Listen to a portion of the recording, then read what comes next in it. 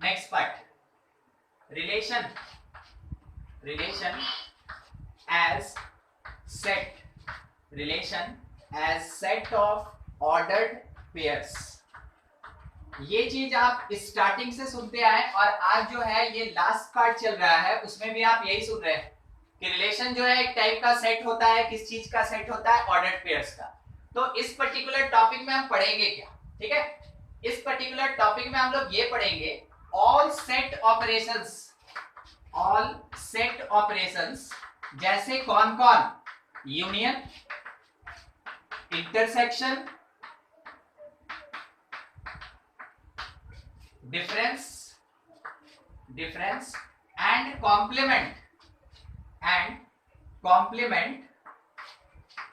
Applied to relation. वो relation के ऊपर अप्लाई होता है। मतलब क्या हुआ कि रिलेशन भी एक टाइप का सेट ही होता है, बस क्या होता है कि सिंगल एलिमेंट के जगह पे वो ऑर्डर्ड पेयर को कंटेन करता है।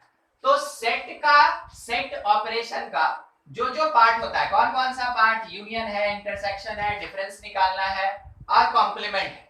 ये सारा का सारा चीज रिलेशन के ऊपर भी एप्लीकेबल होगा और बिल्कुल उसी तरीके से होगा।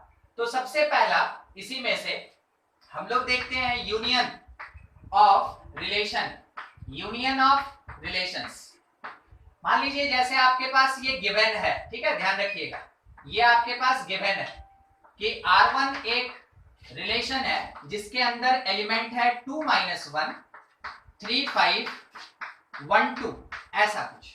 R2 एक दूसरा रिलेशन है, ये भी आपके पास क्वेश्चन में प्रोवाइडेड है, ये गिवन है। क्वेश्चन में ये दिया है कि ये AB, ठीक है, 2 - 1 BC और 3 5 है, ऐसा। दो रिलेशन अलग अलग, डिफरेंट R1 और R2, ये डिफरेंट। अब इसके बेसिस पे पहला चीज ये बोला गया कि R1 यूनियन R2 निकालो। तो हम लोग सिंपल क्या करेंगे ना कि जैसे सेट में एलिमेंट को देखते थे वैसे ही रिलेशन में हम लोग इन ऑर्डर्ड पेयर्स को देखेंगे। मीनिंग क्या हुआ? बोलने का मीनिंग क्या है? वो ये कहना चाहते हैं कि इसको आप दो एलिमेंट नहीं पढ़ेंगे, इसको आप सिंगल एलिमेंट पढ़ेंगे। It is considered as one element, second element, third element. यानी कि R1 कितने एलिमेंट को कंटेन कर रहा है? तीन। R2 कितने एलिमेंट को कंटेन कर रहा है? 4, ठीक है। तो यहाँ पे जब हम R1 यूनियन R2 निकालेंगे, ये भी एक रिलेशन होगा। रिलेशन और रिलेशन का यूनियन भी एक रिलेशन ही होता है। और उसमें कौन कौन आएगा? तो R1 के सारे ऑर्डर्ड पेयर्स को लिखेंगे, R1 के सारे ऑर्डर्ड पेयर्स को लिखेंगे और R2 के उन ऑर्डर्ड पेयर्स को लेंगे जो रिपीट नहीं कर रहा है। R2 के उन ऑर्डर्ड पेयर्स को लेंगे जो रिपीट नहीं कर रहा है। मीनिंग ये देखिए 2 - 1 R1 और R2 दोनों में है, तो इसको दो बार नहीं लिखेंगे, एक ही बार लिखेंगे। 3 5 R1 और R2 दोनों में है, तो इसको दो बार ना लिख के सिंगल टाइम हम लोग मेंशन करेंगे। इसका मतलब बचा कौन? AB और कौन? BC। ये जो लिखा जाएगा ये R1 यूनियन R2 होगा। सोच के जवाब दीजिएगा, आपकी बारी। R1 union R2 is equals to R2 union R1। Statement true की फॉल्स?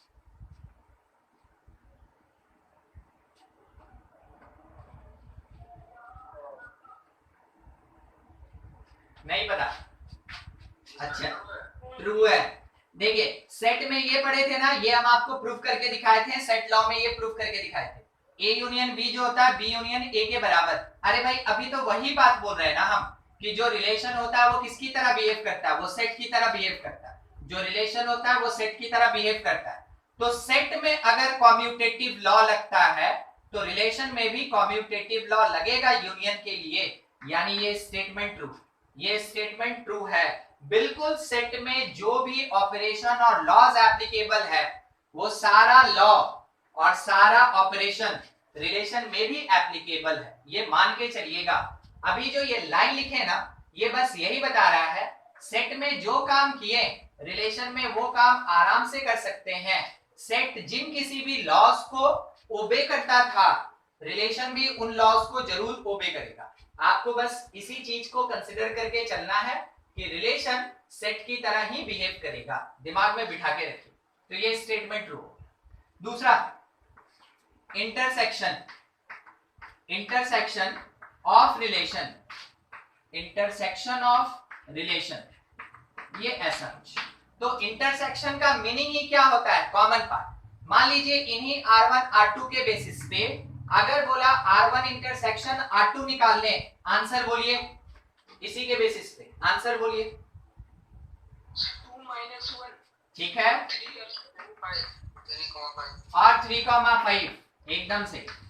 जो कॉमन है R1 और R2 रिलेशन में, जो ऑर्डर्ड पेयर्स कॉमन है, जो कॉमन है, देखिए यहाँ पे 3 5 3 5, यहाँ पे देखिए 2 - 1, यहाँ भी देखिए 2 - R1 R2 में जो कॉमन ऑर्डर्ड पेयर्स है वही अपने पास इंटरसेक्शन में इंक्लूड होगा, वही इंटरसेक्शन में इंक्लूड होगा। ऐसे कंसीडर करके चलना है एकदम सेट की तरह। ठीक है, डिफरेंस डिफरेंस डिफरेंस के लिए तैयार रहिए। उन्हीं R1 R2 के बेसिस पे अभी हम लोग यहाँ पे डील करेंगे, उसी के बेसिस पे।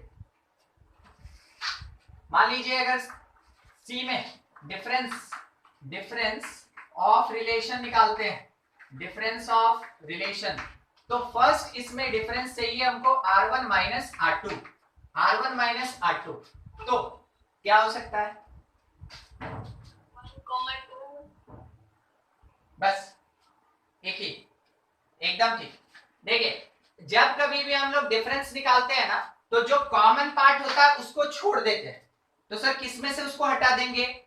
जब R1 माइनस R2 लिखते हैं तो इसका मीनिंग होता है R1 में से R1 और R2 के कॉमन पार्ट को आप एलिमिनेट कर दीजिए, उसको हटा दीजिए, उसको सब्ट्रैक्ट कर दीजिए। ठीक है, तो R1 R2 का कॉमन पार्ट ये दो ऑर्डर्ड पेयर है। तो अगर आप R1 माइनस R2 करते हैं तो R1 में से कॉमन पार्ट को हटा दें, R1 में से कॉमन पार्ट को हटा दें, तो बचा एक अकेला कौन? 1 2। चलिए इस पार्ट को समझ के सेकेंड, R2 माइनस R1, क्या हम फॉर्मूला लिख लें? R2 minus R1 intersection R2। अब जाके आंसर बता दीजिए।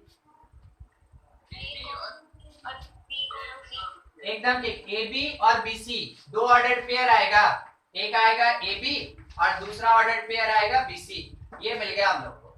तीसरा, इसी से रिलेटेड, इसी से रिलेटेड, डिफरेंस से रिलेटेड, अगर कोई ये बोल दे R1 minus R2 intersection R2 minus R1, answer देने का कोशिश कीजिए। 5, एकदम ठीक। क्या आएगा? 5। एम्प्टी, एम्प्टी रिलेशन आएगा, इसमें कुछ भी कॉमन ही नहीं है, आमने सामने है दोनों चीज। यहाँ पे 1 2 एक और यहाँ AB BC दूसरा, इन दोनों के बीच में कोई भी कॉमन ऑर्डर्ड पेयर नहीं है। अगर इसके बीच कॉमन ऑर्डर्ड पेयर नहीं है तो आंसर क्या आएगा मेरे पास? 5 5। ठीक है, 5। यानी आप इसको ऐसे बोल सकते हैं, इट इज एम्प्टी रिलेशन, इसको बोल सकते हैं एम्प्टी रिलेशन। ठीक है, और अगर सेट का बात रहता तो एम्प्टी सेट हो जाता। फोर्थ नंबर, फोर्थ, अगर R1 minus R2 union R2 minus R1 बोलेगा तो आप क्या आंसर दे सकते हैं? 1 2 AB BC। एकदम ठीक, बस इसके साथ इसको कंबाइन करना है, एक ऑर्डर्ड पेयर 2 और 3, सिंपल 1 2 AB और BC इसके अंदर इंक्लूड होगा। अब आपको बस एक चीज कंपेयर करने के लिए थोड़ा दे रहे हैं, ध्यान से देखिएगा क्या हुआ, कैसे हुआ। अगर आप इसको कंपेयर करें किसके साथ? तो R1 यूनियन R2 के साथ, हाँ इसके साथ, इसके साथ, इसके साथ। ठीक है, लास्ट वाले लाइन को कंपेयर कीजिए, बताइए तो दोनों में क्या डिफरेंस है, क्या नहीं है, वो पूछना चाह रहे हैं एक्चुअल में। आराम से देखिए और सब कोई कोशिश कीजिए, यही सब चीज आपको है ना रिजल्ट देता है। ये और इसमें देखिए 2 -1 नहीं है और 3,5 नहीं है, सही, यही बात ना? एकदम ठीक, एकदम सही बोले आप। ठीक है, अब उसी चीज को दिखाते हैं जो आप बोले ना, यहां देखिए लिखा है, यहां देखिए लिखा है। ठीक है, अब एक बार मेरे स्टेटमेंट को ध्यान से सुनिएगा। ठीक है, रिलेट कर रहे हैं बाकी सबसे कुछ नहीं, बस ध्यान से सुनिएगा। अगर R1 यूनियन R2 में से R1 इंटरसेक्शन R2 को सब्ट्रैक्ट कर दें तो क्या वो इसके इक्वल होगा? सोचिए, बोलिए हाँ कि ना।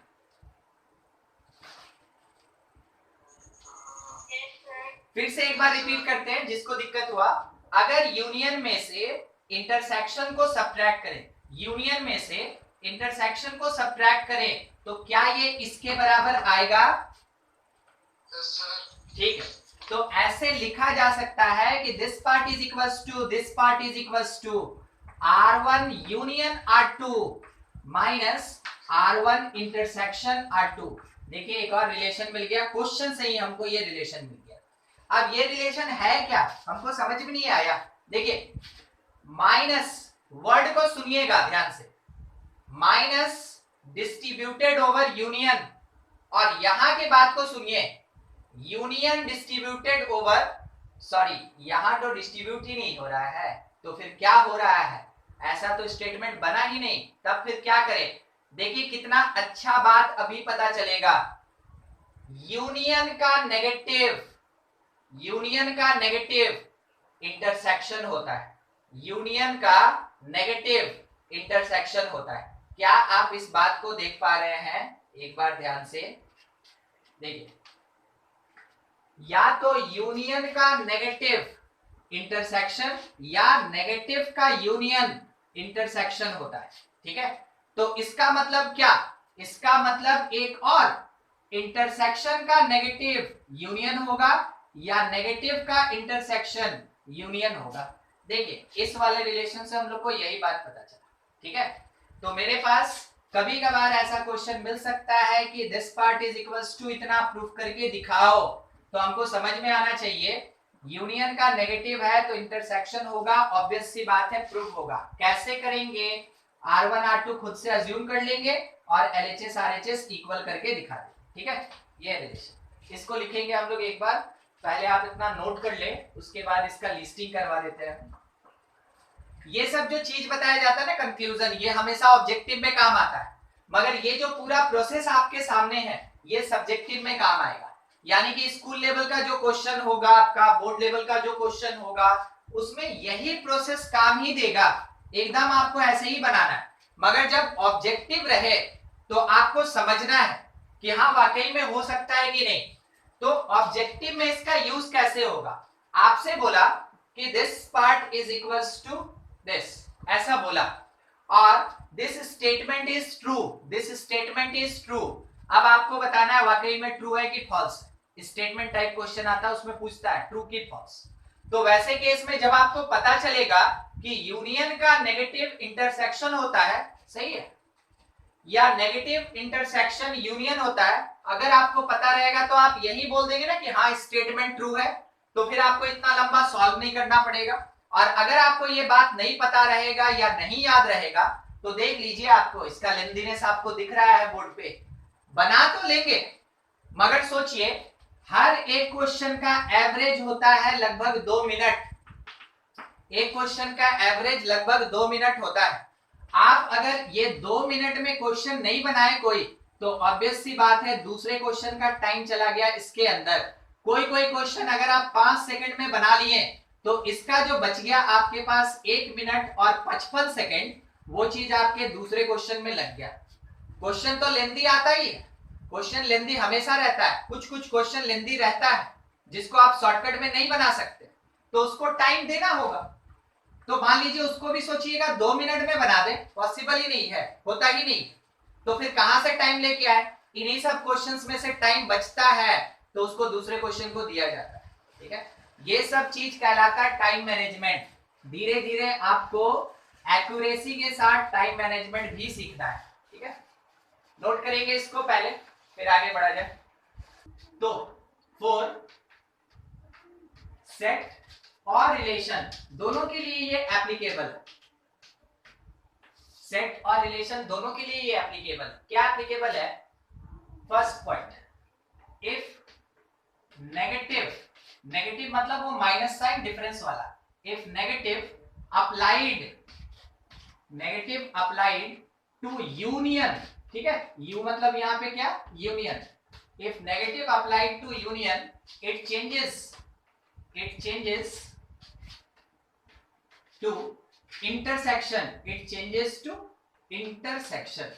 ये इंटरसेक्शन में कन्वर्ट हो जाएगा. ठीक है, बस इसी का रिवर्स स्टेटमेंट भी आप ले लें. If negative applied to intersection. ठीक है, इंटरसेक्शन इसके ऊपर अगर नेगेटिव अप्लाइड हो जाएगा तो ये किस में कन्वर्ट हो जाएगा, इट चेंजेस टू यूनियन. वो यूनियन में कन्वर्ट हो जाएगा. ठीक है, बस चार्ट बना दें.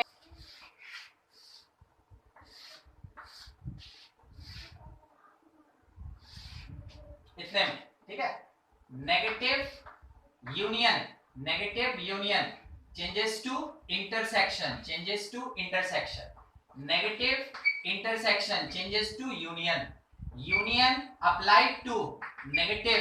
ठीक है, यूनियन अप्लाइड टू नेगेटिव. वैसे केस में ये चेंज हो जाएगा इंटरसेक्शन में.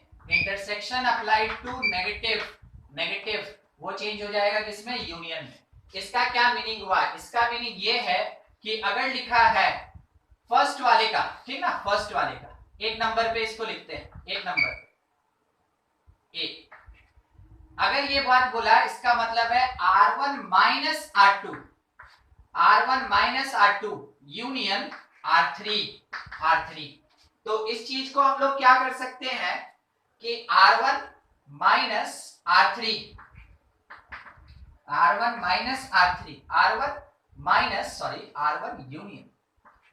यूनियन R3 और माइनस R2 इंटरसेक्शन. ये नेगेटिव है ना, R2 इंटरसेक्शन R3. देखिए एक बार रिलेशन देखिए, आपको समझ में आएगा. R1 minus R2 union R3. तो negative union converted into intersection और negative intersection converted into union. वही स्टेटमेंट बिल्कुल ऊपर वाला, इसका यही मीनिंग है. ऐसा कहीं देखें हमको चेक करने का जरूरत नहीं है. अगर ऑब्जेक्टिव है तो हम उसमें टिक करेंगे, आगे बढ़ जाएंगे. जब आपको ये पता रहेगा ना तो ऐसा कोई भी लाइन देगा आपको इसके बेसिस पे आप आंसर दे सकते हैं. मगर आपको ये नहीं याद होगा, ये चीज नहीं याद होगा, नहीं पता होगा, नहीं समझ में आया, तो अगर ऐसा क्वेश्चन दिया तो आपको पूरा बनाना पड़ेगा और चेक करना होगा कि वाकई में LHS RHS के इक्वल है कि नहीं है. तो ये ऑब्जेक्टिव अप्रोच होता है जिसको हम लोग कहते हैं ऑब्जेक्टिव क्वेश्चन के लिए कुछ टिप्स जिसके बेसिस पे वो तुरंत बनता है. ठीक है, यहां हम आपको कोई फॉर्मूला नहीं दे रहे, हम आपको केवल प्रोसेस समझा रहे हैं. नेगेटिव लगा यूनियन में इंटरसेक्शन, तो आप देखें नेगेटिव लगा यूनियन में इंटरसेक्शन, बस वही चीज ऐसे पढ़ा जाता है. नेगेटिव लगा यूनियन में इंटरसेक्शन. सही, ठीक है, ऐसे आपको अप्लाई करना है. सेकंड वाले का सोच के बताइएगा. लेफ्ट हैंड साइड में लिख रहे हैं R1 minus R2 intersection R3. बोलिए तो क्या होगा इधर देख के. R1 intersection R3. ठीक है, R2 यूनियन R3. ठीक है, R2 यूनियन R3 ऐसा. अच्छा, सी नंबर में R1 union R2 minus R3. बोलिए. नहीं, अच्छा R1 यूनियन R3. नहीं, R1 माइनस R3 ये बाहर चला जाएगा, ये बीच में आएगा. ठीक है, R1 माइनस R3 और उसके बाद क्योंकि यूनियन का नेगेटिव है, यूनियन का नेगेटिव इंटरसेक्शन लगा दीजिए और इधर साइड में क्या आएगा, R2 माइनस R3. देख रहे हैं. ठीक है, देखिए एकदम सीखना है, कोशिश करते रहिए. नहीं आएगा तो हम तो बताएंगे मगर ट्राई कीजिए. चलिए एक बार फिर से लास्ट वाला लिख रहे हैं. R1 intersection R2 minus R3 बोला जाए क्या, एकदम ठीक. R1 माइनस R3 आगे यूनियन R2 माइनस R3. एकदम ठीक, R2 माइनस R3. बस यही चीज, यही समझना था कि इसका मीनिंग क्या है, इसको लिखेंगे कैसे, वो चीज आपको समझना था, तब कहीं जाके आप इसके सिग्निफिकेंस को समझ सकते हैं। नहीं तो बहुत कोई इसको लिख भी सकता था, और अगर ये चीज नहीं क्लियर होगा उसको अप्लाई करने नहीं आएगा। अगर आप मैथमेटिक्स में कुछ भी सीखे, साइंस का बात है, केवल मैथमेटिक्स का नहीं, पूरे साइंस में आप कुछ भी सीखे, अगर उसका एप्लीकेशन नहीं जानते हैं वो आपके लिए किसी काम का नहीं। वो जिस दिन क्वेश्चन में आएगा आपको याद आएगा कि हम पढ़े थे, हमको याद है, मगर हमको ये नहीं पता है कि इस क्वेश्चन में वो लगेगा कैसे। मेन आपको एप्लीकेशन ही सीखना होता है। ठीक है, प्रैक्टिस हो गया, एक बार घर पे भी उसको देख लीजिएगा आराम से, कोई दिक्कत नहीं है, समझ लीजिएगा कैसे होता है, और इस पूरे स्टेटमेंट को याद रखिएगा बस। देखिए अभी तक हम लोग क्या क्या पढ़ लिए, यूनियन हो गया, इंटरसेक्शन हो गया, डिफरेंस हो गया। अब बारी आया कॉम्प्लीमेंट का। फोर्थ नंबर जो रिलेशन पे ऑपरेशन पढ़ रहे थे, complement, complement of relation, complement of relation. आपको थोड़ा याद करवा दे, अगर कभी सेट का कॉम्प्लीमेंट का बात होता है तो ऐसे दिखाते हैं, सेट का कॉम्प्लीमेंट एसी से दिखाते हैं, तो यहाँ पे रिलेशन के कॉम्प्लीमेंट को भी आरसी से दिखाएंगे।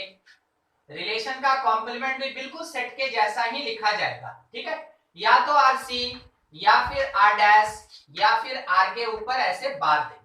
ठीक है, ये तीनों का तीनों कॉम्प्लीमेंट ऑफ रिलेशन को बता रहा है। और कॉम्प्लीमेंट का मीनिंग क्या होता है, देखिए अगर एक्स वाई ऑर्डर्ड पेयर, क्योंकि रिलेशन का बात कर रहे हैं, अगर एक्स वाई ऑर्डर्ड पेयर किसी रिलेशन का ऑर्डर्ड पेयर है, तो वैसे केस में ध्यान रखिएगा एक्स वाई इसके कॉम्प्लीमेंट का कभी भी ऑर्डर्ड पेयर नहीं होगा, बिल्कुल सेट के जैसा। जो एलिमेंट सेट का होता है वो उसके कॉम्प्लीमेंट का नहीं होता है, एग्जैक्टली वैसे जो ऑर्डर्ड पेयर रिलेशन का होगा, जो ऑर्डर्ड पेयर रिलेशन से बिलोंग करेगा, वो कभी भी उसके कॉम्प्लीमेंट से बिलोंग नहीं करेगा। यानी रिलेशन में है तो कॉम्प्लीमेंट में नहीं होगा, कॉम्प्लीमेंट में नहीं होगा। ठीक है, वही चीज लिखा गया।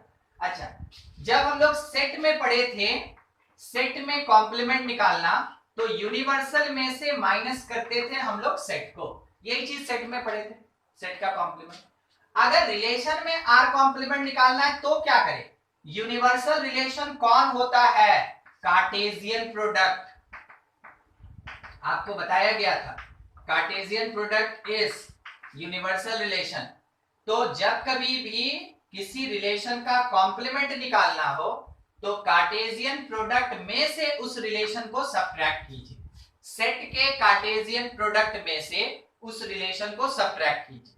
हम आपको ये लाइन इसलिए लिख के दिखा रहे हैं ताकि आपको ये बार बार पता चले कि सेट में जो काम करते थे रिलेशन में वही कर रहे हैं, सेट में जो काम होता था बिल्कुल रिलेशन में वही चीज होता है, बस क्या होता है रिलेशन के तरीके से होता है और एलिमेंट के जगह ऑर्डर्ड पेयर यूज होता है। ठीक है, ये समझाने के लिए था।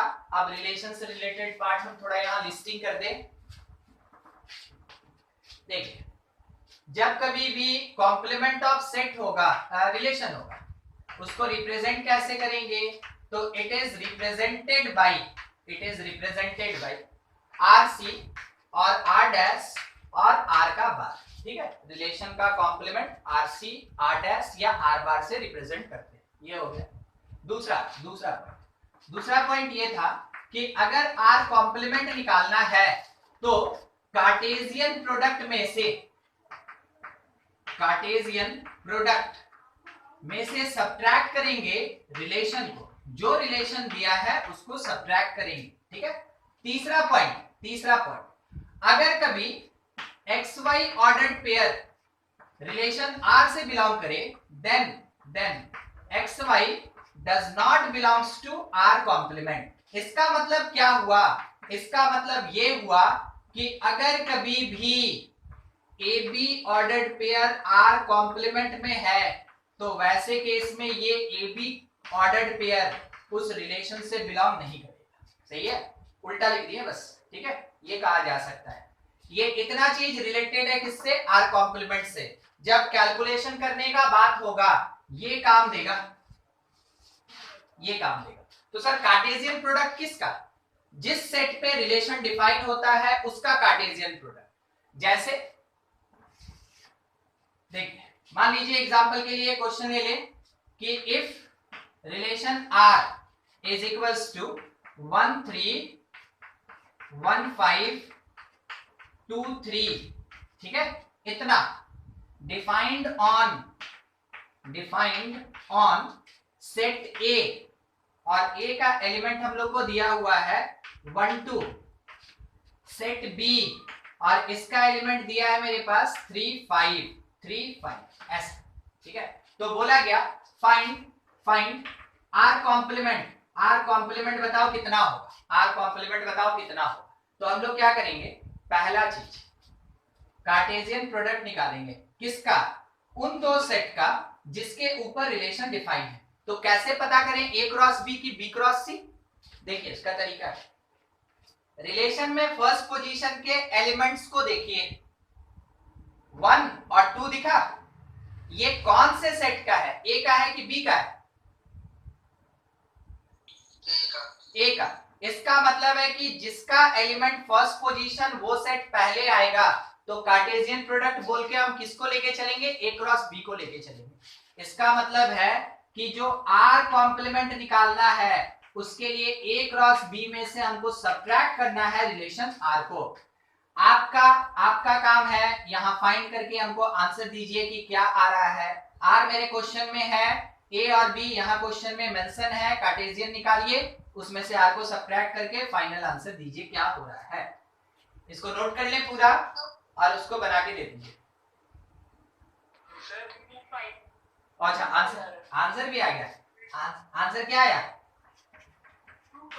2 5, एकदम ठीक, ठीक है। देखिए दो एलिमेंट यहाँ, दो एलिमेंट यहाँ, चार प्रोडक्ट होगा, 4 पेयर्स होगा, 4 ऑर्डर्ड पेयर होगा। 4 ऑर्डर्ड पेयर में 1 का 2 तो दोनों है, हटा दिए, 2 का 2 2 3 और 2 5, 2 3 है, हटा दिए, बच गया कौन, 2 5, एकदम सही, ठीक है। नोट कीजिए इसको, फिर कुछ क्वेश्चन प्रैक्टिस करते हैं। और आपके लिए क्वेश्चन है, set A is 1 2 5, set B is 3 2 1, 3 2 1. If R is a relation, of doublets on A to B, find R complement। देखिए क्या लिखा है, डबलेट का मतलब जानते हैं, एलिमेंट रिपीटेड, डबलेट का मतलब एलिमेंट रिपीटेड, ठीक है। मतलब ये हुआ 1 1 लाइक, ये डबलेट होता है, 2 2 ये डबलेट होता है, 3 3 ये डबलेट होता है, ठीक है, इसका नाम होता है डबलेट। हाँ, डबलेट या फिर इसको ड्यूप्लेट भी कहते हैं, ड्यूप्लेट या डबलेट कोई भी वर्ड मेंशन हो सकता है आपके क्वेश्चन। तो देखिए क्वेश्चन में क्या बोला, क्या बोले एक बार सर, डबलेट्स का समझ में नहीं आया सर। डबलेट का मतलब क्या होता है ना कि एलिमेंट जो है ऑर्डर्ड पेयर में वो रिपीटेड होगा, लाइक ए बी कोई डबलेट नहीं है, ए डबलेट है, बी डबलेट है। मतलब क्या है कि फर्स्ट पोजीशन और सेकंड पोजीशन पे वही एलिमेंट होना चाहिए, उसको हम लोग डबलेट कहते हैं। क्लियर हुआ? Okay sir. हाँ, तो यही ऐसा होगा, रिलेशन के अंदर एलिमेंट ऐसा होगा, रिलेशन के अंदर केवल डबलेट रहेगा। डबलेट का एक और नाम है कॉल्ड ड्यूप्लेट। तो ड्यूप्लेट या डबलेट, इसका मतलब है एलिमेंट रिपीटेड होगा, फर्स्ट पोजीशन और सेकंड पोजीशन पे सेम एलिमेंट होगा, तो उसको डबलेट बोलेंगे या ड्यूप्लेट बोलेंगे, ठीक है। देखिए क्वेश्चन क्या कह रहा है, क्वेश्चन का कहना है कि R एक ऐसा रिलेशन है जिसके अंदर केवल डबलेट्स बैठा है, जिसमें फर्स्ट प्लेस पे A का एलिमेंट होगा और सेकंड प्लेस पे B का एलिमेंट होगा। तो हम क्या करेंगे ना, ऐसे क्वेश्चन में पहला चीज A क्रॉस B निकालेंगे। सर A क्रॉस B ही क्यों निकाले, आप B क्रॉस A भी तो निकाल सकते हैं। देखिए ये स्टेटमेंट इसी के लिए, अगर A की तरफ एरो का टेल है तो ये फर्स्ट पोजीशन है, अगर B की तरफ एरो का टिप है ये सेकंड पोजीशन है। इस कारण से हम किसको कैलकुलेट किए, ए क्रॉस बी को। तो ए क्रॉस बी होगा कितना, देख लिया जाए, 1 to 5 cross 3 to 1, 3 to 1 calculate करते हैं। तो 1 3 1 2 1 1 1 का खत्म, फिर 2 3 2 2 और 2 1 2 का खत्म, फिर 5 3 5 2 5 1।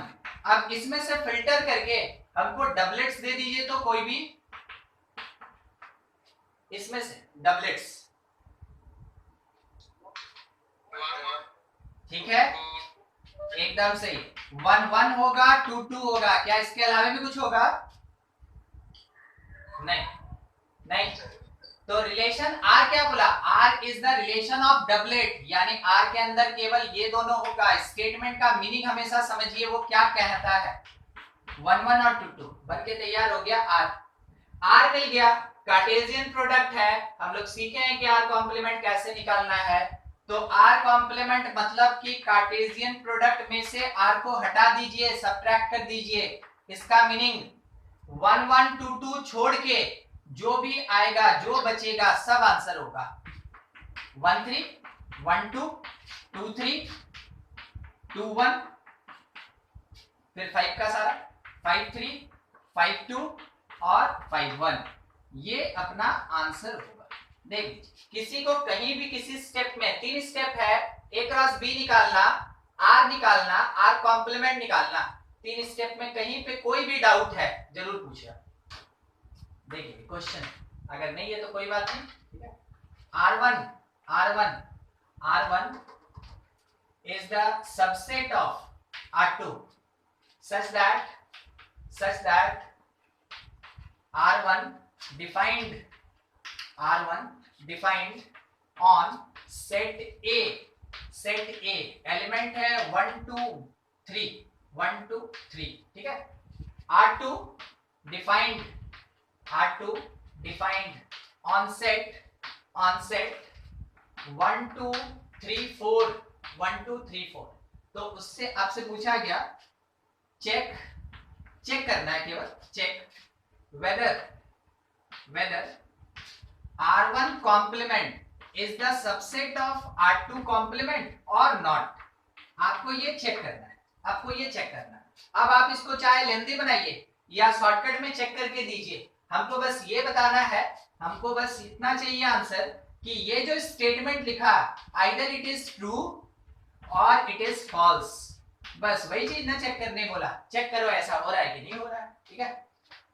तो देखिए कैसे करेंगे, क्या करेंगे, वो चीज थोड़ा समझिएगा। पहले बोला कि R1 is the subset of R2, मतलब क्या हुआ, R1 का सारा ऑर्डर्ड पेयर R2 में होगा, R1 का सारा ऑर्डर्ड पेयर R2 में होगा। तो हम स्टेटमेंट कैसे लिखे, हम ऐसे लिख सकते हैं कि सिंस, यहां से सॉल्यूशन स्टार्ट है, since R1 is the subset of R2, तो ऐसे केस में if xy belongs to R1, तो then xy belongs to R2, बोलिए सही है। हाँ, जो R1 का एलिमेंट होगा, जो R1 का ऑर्डर्ड पेयर होगा, वो तो R2 में प्रेजेंट होगा ही। क्यों? क्योंकि R1 पूरा का पूरा R2 के अंदर है, R1 पूरा का पूरा R2 के अंदर है, इसलिए चलिए ये लिख लिए हम लोग कि ये xy जो है R1 और R2 दोनों के अंदर है। अगली बार then xy not belongs to R1 complement और xy not belongs to R2 complement, ये भी सही। अगर R1 में है तो R1 के कॉम्प्लीमेंट में नहीं होगा, अगर R2 में है तो R2 के कॉम्प्लीमेंट में नहीं होगा। इसका मतलब ये हुआ कि अगर हम इसको चेक करें, ध्यान से देखिएगा, अगर हम इसको चेक करें तो इसके अंदर कौन कौन सा एलिमेंट या कितना ऑर्डर्ड पेयर होगा, इसका टोटल 9 ऑर्डर्ड पेयर होगा। कैसे? A क्रॉस A से, ठीक है। और इसका अगर हम लोग ऑर्डर्ड पेयर चेक करें इस सेट का, तो वो कैसे आएगा, B क्रॉस B से, कितना होगा, 16 होगा, 16। समझे क्या? इसका 9, इसका 16, बोलिए हाँ कि ना? Yes sir. ठीक है, इस ए क्रॉस ए में टोटल 3 एलिमेंट है, तो इसका कार्टेशियन प्रोडक्ट 9 एलिमेंट रखेगा। 1 का 3, 2 का 3, 3 का भी 3 होगा, तो टोटल 9 होगा। इसका अगर देखें हम लोग टोटल 16 होगा, 16 होगा। ठीक है, तो इसका जो पार्ट है वो इसके अंदर तो प्रेजेंट है ही, इसका जो पार्ट है वो इसके अंदर प्रेजेंट है। अब इसमें जो नहीं है क्या वो इसके अंदर होगा? जो ए क्रॉस ए में नहीं है क्या वो बी क्रॉस बी में होगा? वो चीज सोचिए। ये नहीं हुआ ना, हम आपको बस ऐसे ही दिखा रहे हैं थोड़ा सा, फिर उसके बाद एक्सप्लेन करके समझाएंगे क्योंकि जगह कम है, उसको हटाना पड़ेगा। देखिए अगर हम लिखें, ठीक है ना, देखिएगा 1 1 लिखें तो 1 1 इसमें भी आएगा, इसमें भी आएगा। अगर हम 1 2 लिखें वो इसमें भी आएगा, इसमें भी आएगा। अगर 1 3 लिखें वो फर्स्ट में भी आएगा, वो सेकंड में भी आएगा। अगर हम 1 4 लिखें वो फर्स्ट में नहीं आएगा मगर सेकंड में आएगा, वो फर्स्ट में नहीं आएगा, सेकंड में आएगा। बस एक एलिमेंट के बेसिस पे बोलते हैं, फर्स्ट वाले सेट के अंदर कुछ नहीं और सेकंड के अंदर कुछ है, तो क्या सबसेट होगा? बिल्कुल होगा, बिल्कुल होगा। ये इसका सबसेट होगा, ये इसका सबसेट होगा। ठीक है, कॉम्प्लीमेंट का। चलिए पहले थोड़ा सा चेक कर लें, ठीक है, आप इसको नोट कर लें, जितनी जल्दी हो सके इसको कंप्लीट कीजिए पहले, ताकि क्वेश्चन को हम पूरा बता सके आपके पास। अभी वो अधूरा है। अगर उस छोटे से डिस्क्रिप्शन को आप समझे बहुत बढ़िया बात, नहीं समझे कोई बात नहीं, अभी हम बताए ही नहीं। ठीक है, इसको थोड़ा जल्दी कंप्लीट कीजिए, हो जाए तो बता दीजिए।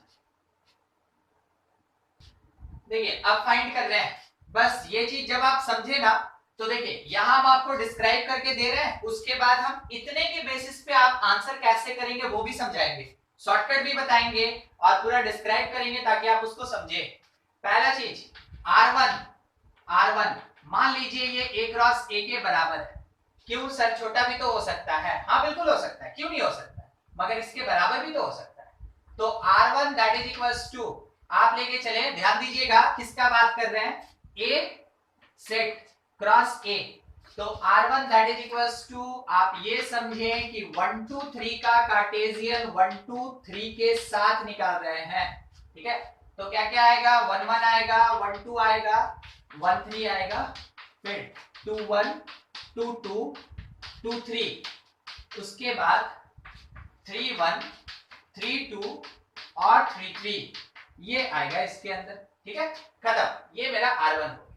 अब एक बार R2, तो R2 को हम मान के चल रहे हैं कि ये R1 के बराबर है। ठीक ना, R2 को मान के चल रहे हैं R1 के बराबर है। कैसे? देखिए यहां, देखिए यहां, ठीक ना, इस चीज को बस ध्यान से देखिए, लिखा है R1 is the subset of R2। तो इसका मीनिंग क्या होता है, मे बी छोटा हो सकता है, मे बी छोटा हो सकता है, और मे बी इक्वल हो सकता है। क्या इस नोटेशन का मतलब यही होता है? कंफर्म कीजिए। Yes sir. बस ये लेस आइदर इक्वल, तो हम क्या किया, उसमें से एक इक्वल वाला पार्ट उठा लिए, तो कहां मेरा गलती है? कुछ नहीं, हम बस इस पार्ट को लेके सॉल्व कर रहे हैं। ठीक है, वो समझाने के लिए।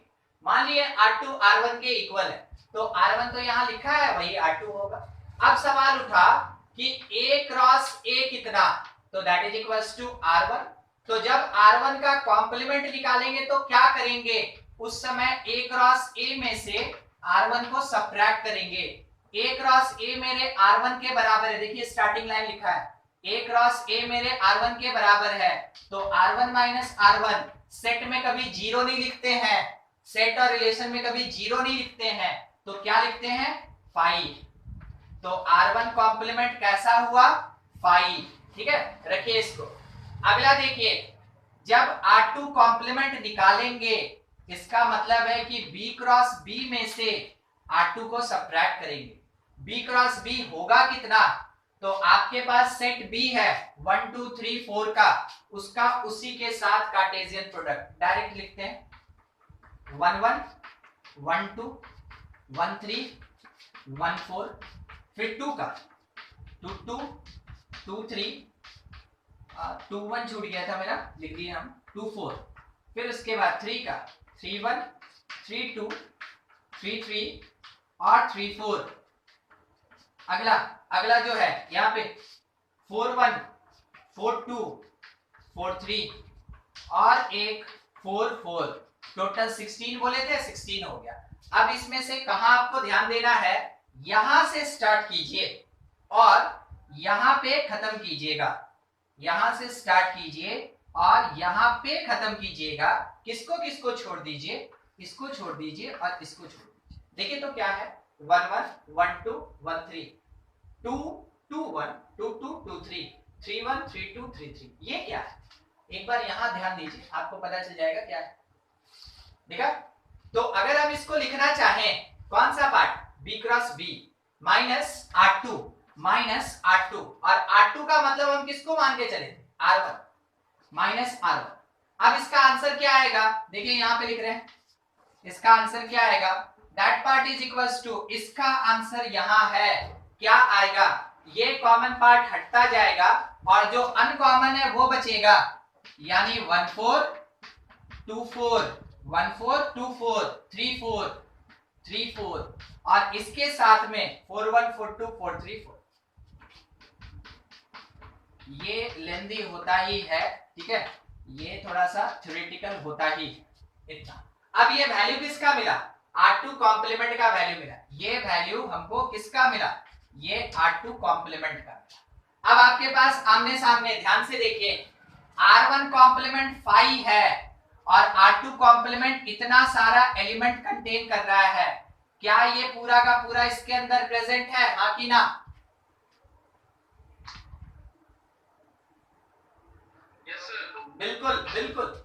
अरे इसके अंदर कुछ नहीं है, इसके अंदर है, इसका मतलब पूरा R1 कॉम्प्लीमेंट R2 कॉम्प्लीमेंट के अंदर है। सर ये स्टेटमेंट कैसे हुआ, आपको सेट में ये बताया गया था, phi is the subset of each set, हर एक सेट का ये सबसेट होता है। R1 कॉम्प्लीमेंट मतलब phi, R2 कॉम्प्लीमेंट मतलब कुछ एलिमेंट्स कंटेन कर रहा है, तो phi हमेशा सबसेट होगा इस पार्ट का, यानी R1 complement is the subset of R2 complement. ये सही है, इसका मतलब ये स्टेटमेंट मेरा करेक्ट है, ये स्टेटमेंट मेरा करेक्ट है, ये स्टेटमेंट करेक्ट है।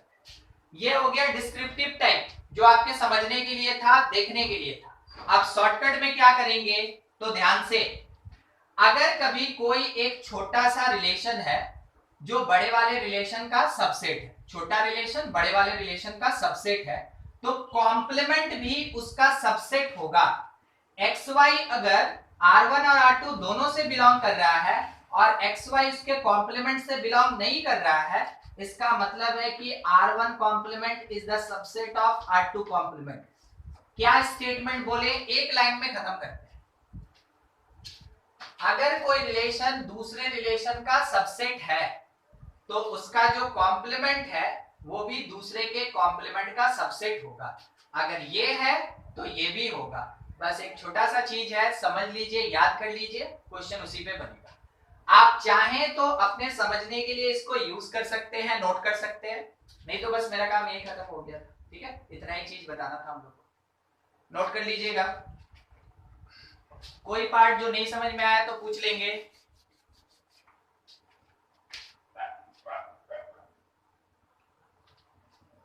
रिप्रेजेंटेशन, ठीक है, रिप्रेजेंटेशन ऑफ रिलेशन, रिलेशन को रिप्रेजेंट करने का तरीका। ठीक है, इसमें सबसे पहला होता है डायग्रामेटिकल, पिछले क्लास में इसके बारे में थोड़ा सा बताए भी थे। डायग्रामेटिकल रिप्रेजेंटेशन, डायग्रामेटिकल रिप्रेजेंटेशन कैसा होता है, ठीक है। मान लीजिए जैसे आपके पास कोई एक रिलेशन है R, तो लिखेंगे R such that set A से सेट B की तरफ मैपिंग होगा। A के अंदर एलिमेंट है मान लीजिए 1 2 3, B के अंदर एलिमेंट है 0 5 7। किसी कंडीशन से ये ऐसे रिलेटेड, तो रिलेशन R को आप सेट फॉर्म में लिखेंगे 1 5 2 0 और 3 7 3 7 ऐसा। ठीक है, तो ये जो रिलेशन है ये इसका डायग्रामेटिकल रिप्रेजेंटेशन हुआ। कभी आपको डायग्रामेटिकल रिप्रेजेंटेशन देगा, रिलेशन लिखने बोलेगा, कभी रिलेशन देगा, डायग्रामेटिकल रिप्रेजेंटेशन देने बोलेगा। यही तरीका होता है। क्या इसमें कोई एलिमेंट छूट सकता है? बिल्कुल छूट सकता है। जैसे मान लीजिए एग्जांपल के लिए आपको ये दिया गया, relation R defined on set A 1 2 5 7 to set B 2 set B, और इसके अंदर है 0 5 9 3 2, ऐसा such that r is equals to, इसके अंदर एलिमेंट लिखा है 1 5 2 9 7 3, बस इतना ही, ठीक है, इतना ही। हाँ, तो बोला गया रिप्रेजेंट डायग्रामेटिकली इसको रिप्रेजेंट करो। तो हम लोग का काम क्या होगा ना, ऐसे केस में हम लोग पहले लिखेंगे रिलेशन आर, और इसमें सेट ए से बी की तरफ मैपिंग करेंगे। सर कैसे पता चला सेट ए पहले होगा? देखिए क्या लिखा है, defined on A to B, defined on A to B, A से बी की तरफ डिफाइंड होगा। सेट ए ले लीजिए और एलिमेंट डाल दीजिए, क्या क्या, 1 2 5 7। सेट बी ले लीजिए, एलिमेंट डाल दीजिए, क्या क्या, 0 5 9 3 2। अब रिलेशन में क्या बोला कि 1 5 रिलेटेड होगा, 1 को लाके 5 से मिला दीजिए। फिर क्या बोला कि 2 9 रिलेटेड होगा, 2 9 से चला गया। 7 3 से रिलेटेड होगा, 7 3 रिलेट हो गया, बस इतना ही। ये हो गया डायग्रामेटिकल रिप्रेजेंटेशन। 5 का क्या करें, छोड़ दीजिए। 2 का क्या करें, ऐसे ही रहेगा जैसे है। हो गया मेरा, इतना ही काम होता है। अगर इसी चीज को बोला, दूसरा तरीका भी देख लीजिए, कोई ज्यादा बड़ा नहीं, कभी कभार किसी को स्कूल में पूछता है, नहीं तो नहीं भी पूछता है। कार्टेशियन सिस्टम या कार्टेशियन रिप्रेजेंटेशन भी कहते हैं उसको। हाँ, अगर इसमें बोला रिप्रेजेंट करो, तो देखिएगा किसका बात कर रहे हैं, बात कर रहे हैं इस आर का। आर कितना दिया, 1 5 2 9 7 3। कार्टेशियन सिस्टम में अगर दिखाना है तो सेट से कोई मतलब नहीं होता है। कार्टेशियन सिस्टम में दिखाना है, सेट से कोई मतलब नहीं, पूरा मतलब रिलेशन आर से होता है। कैसे, 1 5, देखिए कहीं भी आप एक पॉइंट 1 मान लीजिए और इधर साइड में 5 ले लीजिए और ये पॉइंट दिखा दीजिए, ये हो गया 1 5, बस इतने, ठीक है।